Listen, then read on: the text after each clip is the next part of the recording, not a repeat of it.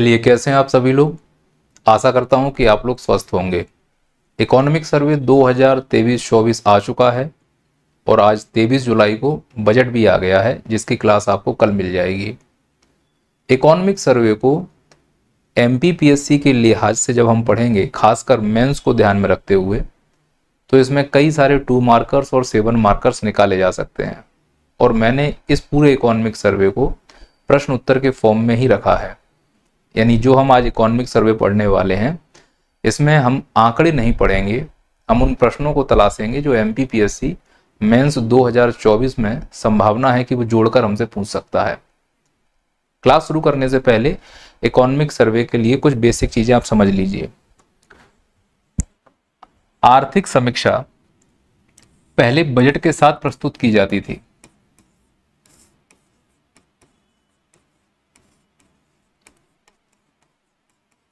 अलग से आर्थिक समीक्षा लाने का कोई कॉन्सेप्ट नहीं था। 1964 तक बजट के साथ ही आर्थिक समीक्षा के डॉक्यूमेंट को शामिल कर लिया जाता था। फिर 1964 के बाद एक नई परंपरा स्टार्ट हुई कि बजट के एक दिन पहले आर्थिक समीक्षा प्रस्तुत करना होगा। तो बजट के एक दिन पहले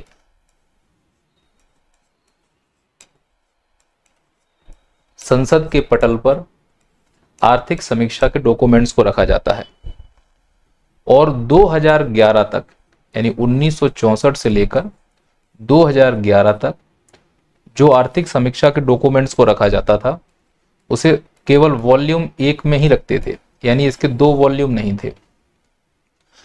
फिर 2011 के बाद और लगभग 2020 तक आर्थिक समीक्षा के जो भी डॉक्यूमेंट प्रस्तुत किए गए वो 2 वॉल्यूम में किए गए, एक वॉल्यूम फर्स्ट और एक वॉल्यूम सेकंड। पुनः 2020 और 21 के बाद अब केवल इसका एक ही वॉल्यूम आएगा, इसमें ना तो फर्स्ट होगा ना सेकंड होगा। तो अब जो इकोनॉमिक सर्वे का बुक आता है, कॉन्सेप्ट आता है, लगभग 400 पन्ने का ये आया है डॉक्यूमेंट्स। इस डॉक्यूमेंट्स में अब वॉल्यूम 1 और वॉल्यूम 2 नहीं है।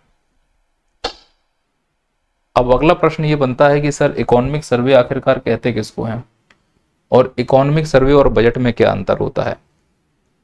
आप ऐसे समझिए कि आप बाजार जाने वाले हो और आपने अनुमान लगाया कि बाजार में इतना रुपए खर्च हो सकता है, या मान लो परिवार में कोई शादी होने वाली है तो हमारे परिवारजन उस शादी में होने वाले खर्च का अनुमान लगाते हैं। अब अगर खर्च होगा तो पैसों की भी व्यवस्था करनी पड़ेगी। कुछ पैसे उन्हें कमाए हुए होते हैं, कुछ पैसे कर्जे लेते हैं, कुछ पैसे किसी से मांग से व्यवस्था करते हैं। तो जो शादी होने वाली है उसमें खर्च होने का अनुमान और पैसा कहाँ आएगा इसका अनुमान बजट कहलाता है। शादी हो गई, पैसा जिसने दिया मालूम चल गया, पैसा कहाँ खर्च हुआ मालूम चल गया। तो शादी के बाद जो पैसा आया और जो पैसा खर्च हुआ, उसकी जो वास्तविक तस्वीर है उसको हम आर्थिक समीक्षा या इकोनॉमिक सर्वे कहते हैं। तो मैंने यहाँ पे लिखा है कि जो खर्च हो चुका है उसका हिसाब किताब आर्थिक समीक्षा के डॉक्यूमेंट्स में दिखता है, और जो खर्च होने का अनुमान है उसका हिसाब किताब हम बजट में देखते हैं। यानी बजट भविष्य के खर्चे का अनुमान है, आर्थिक समीक्षा हो चुके खर्चे का वास्तविक हिसाब किताब है। आर्थिक समीक्षा ये बताता है कि पैसा कहाँ से आया और पैसा कहाँ गया, जबकि बजट ये बताता है पैसा कहाँ से आएगा अनुमान है और पैसा कहाँ जाएगा। जरूरी नहीं है कि जहाँ सोच रहे हैं वहाँ खर्च हो जाए। कोई आपदा विपत्ति आ गई तो वो हम और कहीं खर्च करना पड़ेगा, जैसे कोविड में हुआ था। आशा करता हूँ कि आप मेरी बात को समझ पा रहे होंगे। क्लियर है ये बात।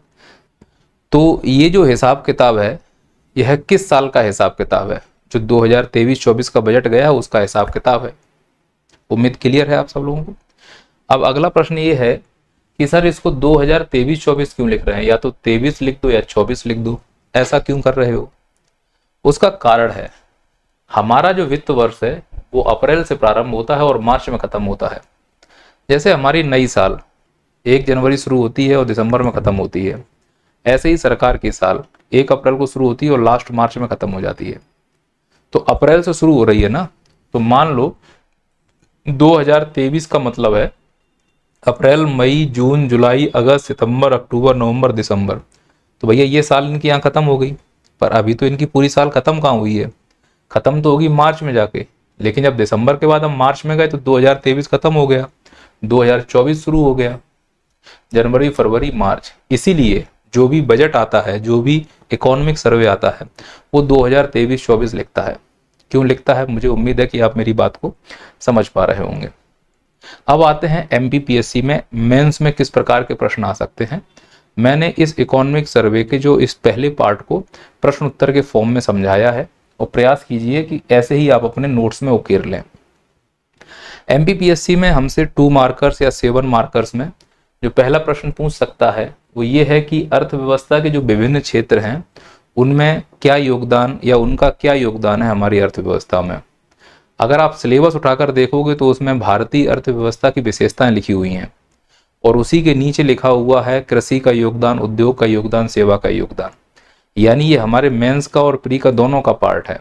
अगर आपको सिलेबस की समझ नहीं है और आपको इकोनॉमिक्स की समझ नहीं है और आप 2024 का मेंस लिखने के लिए जा रहे हैं तो आपके लिए बड़ी कठिनाई हो जाएगी। मैं इस उम्मीद से इस क्लास को आप तक पहुंचा रहा हूं कि आपने इकोनॉमिक्स का बेसिक कंप्लीट कर लिया है। अगर आपका इकोनॉमिक्स का बेसिक कंप्लीट नहीं है तो नैया पार के एप्लीकेशन पर इंडिविजुअल इकोनॉमिक्स का कोर्स संपूर्ण रूप से उपलब्ध है, सरल भाषा में समझाया है। उसको अगर 2x की स्पीड से भी देखोगे तो भी 2024 मेंस के लिए बहुत अच्छा आप कंप्लीट कर लेंगे इकोनॉमिक्स को। तो जो नवीनतम डेटा है वो नवीनतम डेटा ये कहते हैं कि प्राथमिक क्षेत्र, हालांकि उन्होंने कृषि लिखा हुआ है, मैंने यहाँ पे प्राथमिक लिख दिया है। प्राथमिक क्षेत्र में कई सारे क्षेत्रों को या उप क्षेत्रों को शामिल किया जाता है। प्राथमिक क्षेत्र में कृषि आता है, प्राथमिक क्षेत्र में खनन आता है, प्राथमिक क्षेत्र में उत्खनन आता है, प्राथमिक क्षेत्र में ही पशुपालन आता है, मुर्गी पालन आता है, मछली पालन आता है, झींगा पालन आता है। लेकिन इकोनॉमिक सर्वे में यहाँ पे कृषि क्षेत्र लिखा हुआ है। तो अगर मान लो भारत 100 रुपए कमा रहा है तो इस 100 रुपए में से जो उसकी इनकम हो रही है लगभग 17 रुपए की, वो कहाँ से हो रही है, कृषि से। लगभग 27 रुपए कहाँ से आ रहे हैं, द्वितीयक से, और लगभग 54 रुपए कहाँ से आ रहे हैं, तृतीयक से। यहाँ द्वितीयक का मतलब होता है जो उद्योग हैं उनसे संबंधित। उद्योग में निर्माण वाले भी शामिल होते हैं। निर्माण का मतलब है खुले आसमान के नीचे क्रिया, और विनिर्माण यानी मैन्युफैक्चरिंग भी शामिल होते हैं, छत के नीचे होने वाली आर्थिक क्रिया। और इसमें कई प्रकार की आपूर्तियों को भी शामिल किया जाता है, जैसे बिजली आपूर्ति, गैस आपूर्ति इत्यादि। तो इनके द्वारा जो योगदान दिया जा रहा है द्वितीय क्षेत्र के द्वारा वो 27.6 है 2024 के अनुसार। सेवा क्षेत्र का मतलब आप समझते हैं, पर्यटन सेवा क्षेत्र में आता है टीचिंग, वकालत, बैंकिंग इत्यादि। जिसमें कोई वस्तु का लेन देन ना हो, सर्विस दी जाए, उसे हम तृतीय क्षेत्र के अंतर्गत रखेंगे। और इस क्षेत्र में काम करने वाले लोगों को व्हाइट कॉलर जॉब के रूप में पहचाना जाता है। तो इस प्रकार से एमपीपीएससी में 2024 का अगर हमसे पूछा जाए कि क्या योगदान है तो ये योगदान है, क्योंकि हम जानते हैं कि GDP is equal to sigma GVA at market price. अगर हम इस फॉर्मूले को राष्ट्रीय अवधारणा में जाकर समझते हैं तो ये पॉइंट हमको क्लियर रूप से समझ में आ रहा होगा। अब अगला ये हमसे पूछ रहा है कि जीवीए तो समझ में आ गया, कृषि का जीवीए, उद्योग का जीवीए। मुझे ये बताइए कि अगर मैं 2023 से जंप करके 2024 में आता हूं तो ये जो जीवीए में प्रत्येक का पढ़ रहा हूं, चाहे कृषि का हो, उद्योग का हो या सेवा का हो, इसने किसमें किसने वृद्धि की। तो मैं कहना चाहता हूं कि 2023 की तुलना में 2024 ने जो कृषि में वृद्धि की वो 1.4% है, उद्योग ने जो वृद्धि की वो 9.5% है, और सेवा ने जो वृद्धि की वो 7.6% है। यानी अगर 2023 में कृषि ने 100 रुपए कमाए तो 2024 में उसने 101 रुपए लगभग कमाया है। आप मेरी बात समझ पा रहे हैं। तो इस प्रकार से उसमें ग्रोथ देखने को मिल रही है। इन तीनों में सबसे ज्यादा ग्रोथ किसके द्वारा देखने को मिली, उद्योग के द्वारा। ये एमपीपीएससी के 2 मार्कर 7 मार्कर्स में सीधे तौर पर पूछे जा सकते हैं। मैं उम्मीद करता हूं कि आप मेरी बात को समझ पा रहे होंगे। चलिए अब आते हैं तीसरे प्रश्न की तरफ। तीसरा प्रश्न जो इकोनॉमिक सर्वे में एमपीपीएससी के लिए पूछा जा सकता है वो है मुद्रास्फीति को लेके। अच्छा, मुद्रास्फीति का क्या मतलब होता है? क्या मुद्रास्फीति और महंगाई एक ही बात है? मेरा हिसाब है नहीं।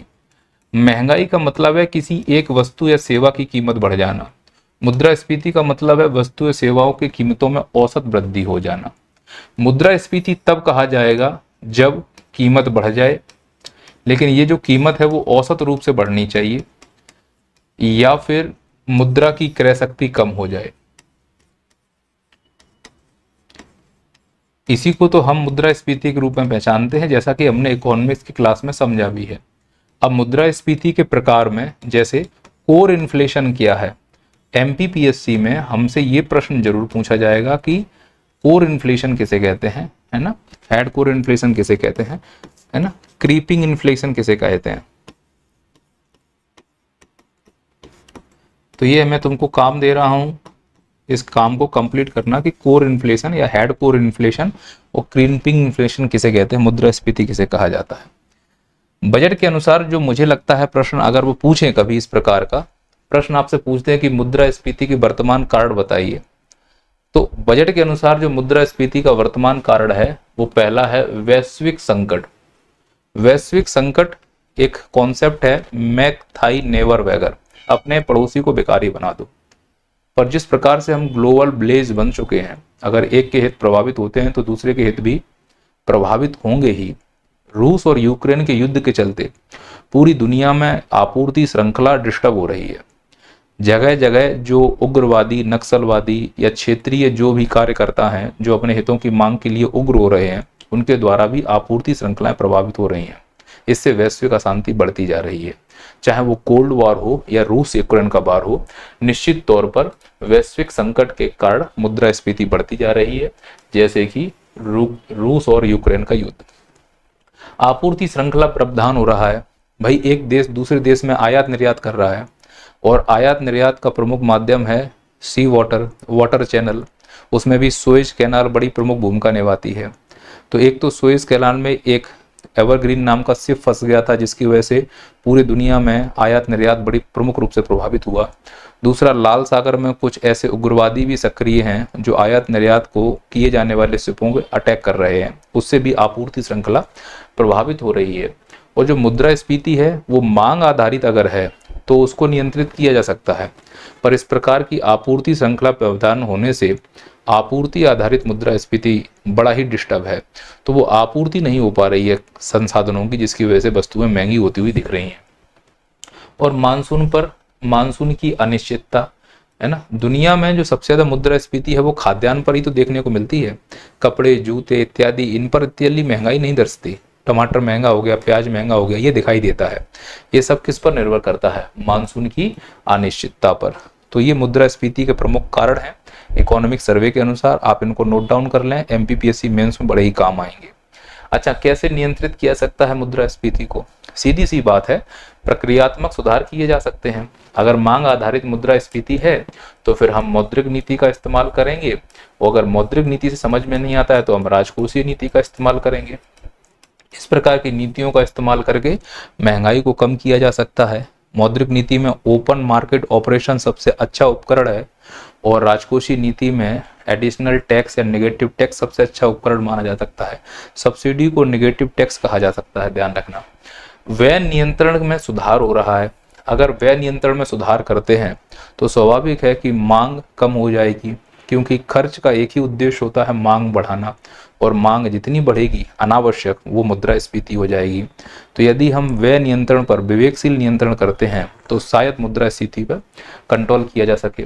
कर संचयन का डिजिटलीकरण होना, जो भी हम कर का संचयन कर रहे हैं, टैक्स कलेक्शन कर रहे हैं, वो डिजिटलीकरण होता जा रहा है, तो कर की चोरी कम होगी, कलेक्शन ऑफ ज़्यादा होगा, और कलेक्शन अगर ज़्यादा होगा तो फिर हम उससे मुद्रास्फीति से संबंधित वो सब आवश्यकताओं को पूर्ति कर सकते हैं जिनकी वजह से महंगाई बढ़ती हुई दिख रही है। और रिसाव एवं बर्बादी, देखिए खाद्यान्नों की बर्बादी हो रही है ना, रिसाव हो रहा है, बिचौलिए ज़्यादा हैं।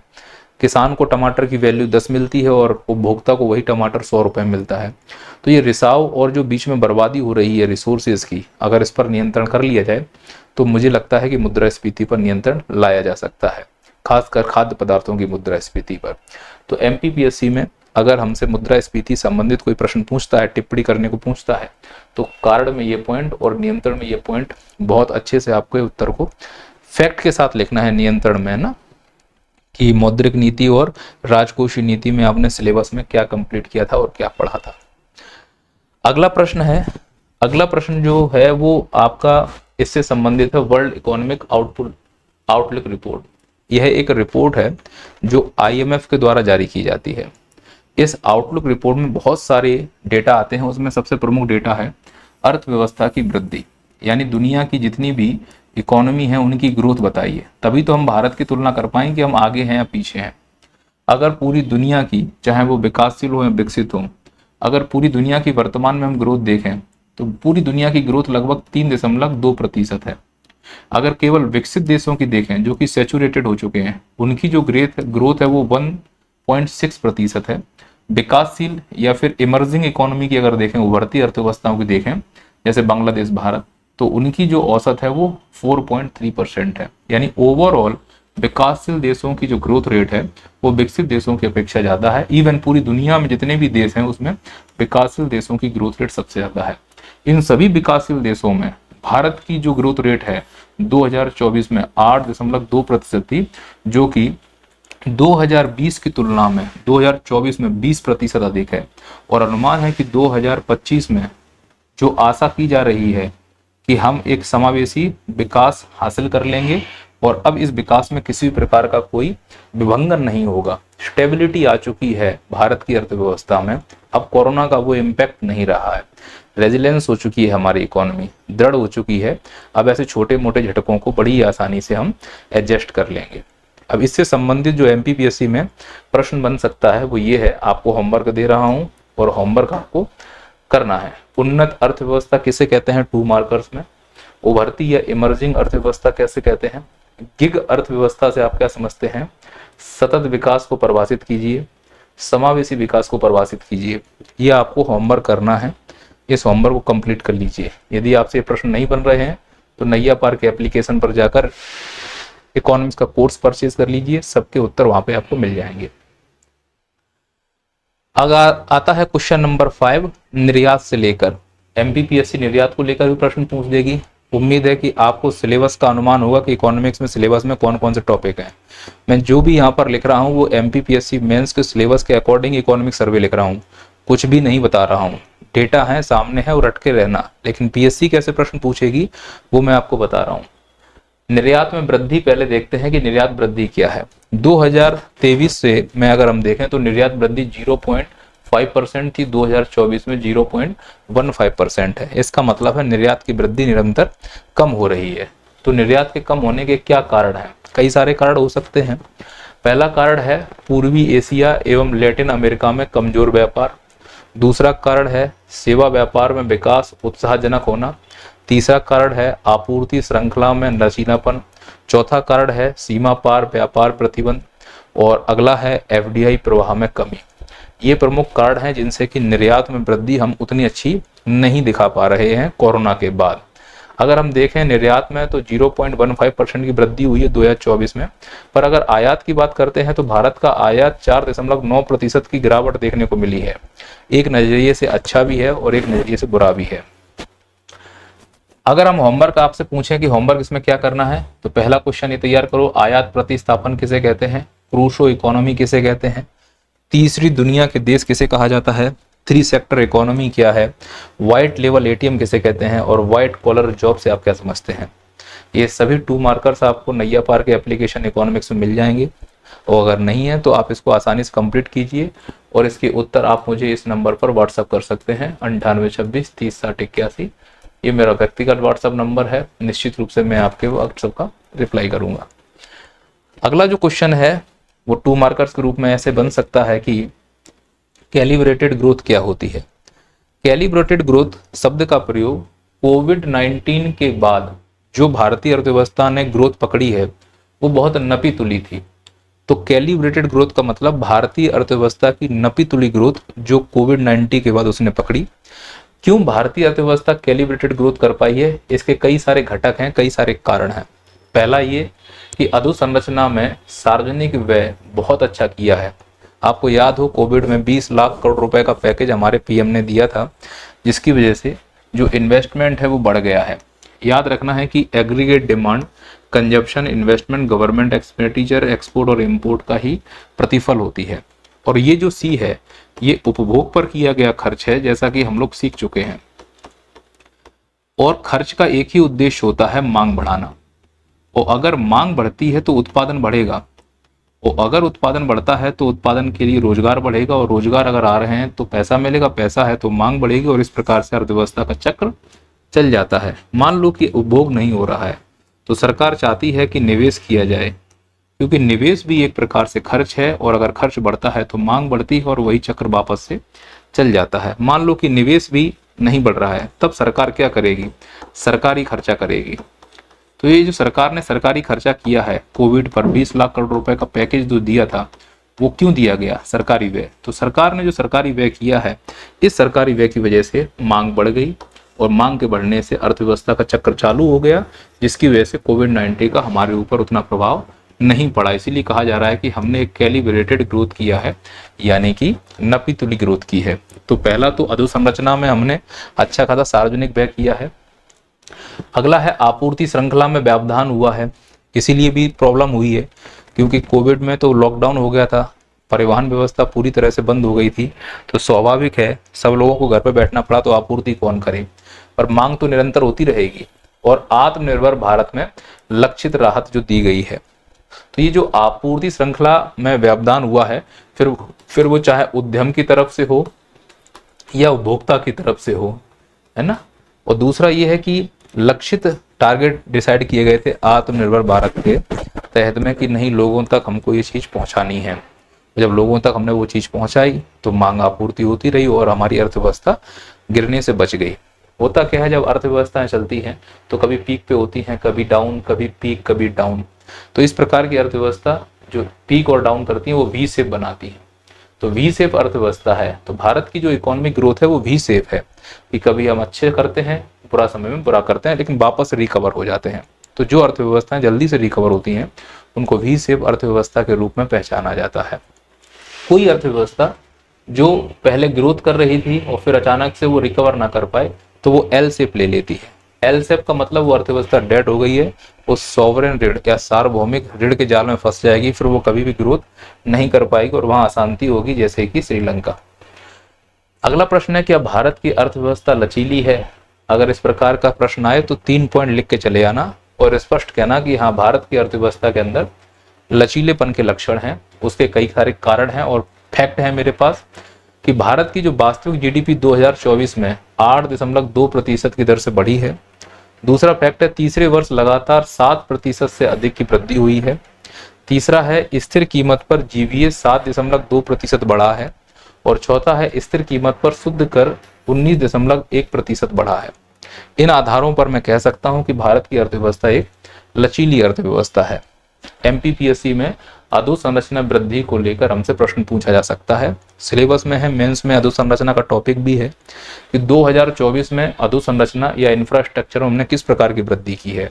तो पिछले साल की तुलना में 28% से ज्यादा सड़क में हमने वृद्धि की है, 52% से ज्यादा रेलवे में, दूर संचार में 8.5%, आवास में 1.5% से ज्यादा, परमाणु में लगभग 19% और अंतरिक्ष में 3.5% के आसपास हमने व्यय संरचना में वृद्धि की है।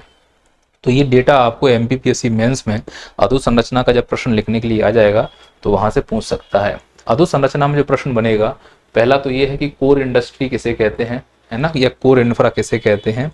दूसरा, अधोसंरचना की परिभाषा दीजिए।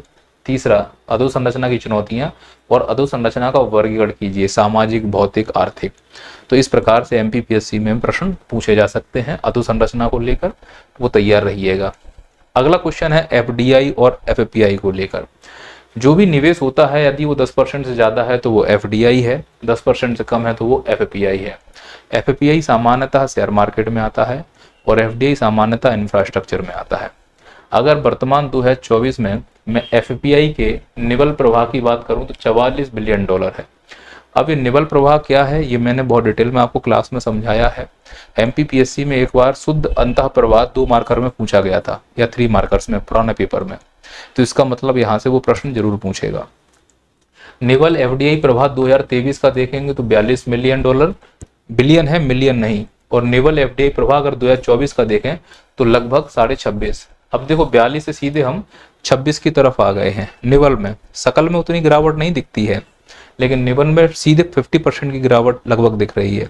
तो एमपीपीएससी पूछेगा कि शुद्ध नेवल प्रवाह में कमी का कारण क्या है, तो एक ही जवाब देना, विनिवेश में उछाल इसका प्रमुख कारण माना जा रहा है। एमपीपीएससी हमसे पूछेगा कि एफडीआई 100% किन क्षेत्रों में है, होमवर्क कीजिए। ब्राउन फील्ड एफडीआई किसे कहते हैं और ग्रीन फील्ड एफडीआई किसे कहते हैं। जब नए प्रोजेक्ट में पैसा आए तो ग्रीन फील्ड, पुराने ही प्रोजेक्ट को अगर रिफर्निश्ड या रेनोवेट किया जाए तो ब्राउन फील्ड प्रोजेक्ट कहा जाता है। वित्तीय समावेशन एमपीपीएससी मेंस का फेवरेट टॉपिक है। यहाँ से जो परंपरागत प्रश्न है वो तो आएंगे ही आएंगे। वित्तीय समावेशन का क्या मतलब? वित्तीय समावेशन का मतलब है कि किसी भी व्यक्ति को किसी भी अमाउंट की जरूरत हो किसी भी समय, अगर उसे बहुत आसानी से मिल जाए तो समझ जाना भारत में वित्तीय समावेशन हो रहा है। मान लो कि तुम भंवरकुआ पे रहते हो, अचानक से तुम बीमार हो गए या तुमको कहीं पेमेंट करना है और तुम्हारी जेब में क्रेडिट कार्ड है। क्रेडिट कार्ड तुम्हारी जेब में होना वित्तीय समावेशन का उदाहरण है। पर उस क्रेडिट कार्ड को इस्तेमाल करके तुम पैसे निकाल सकते हो एटीएम से, पर तुम्हारे एरिया में एटीएम ही नहीं है, अगर है तो खराब पड़ा है, तो ये वित्तीय समावेशन नहीं माना जाएगा।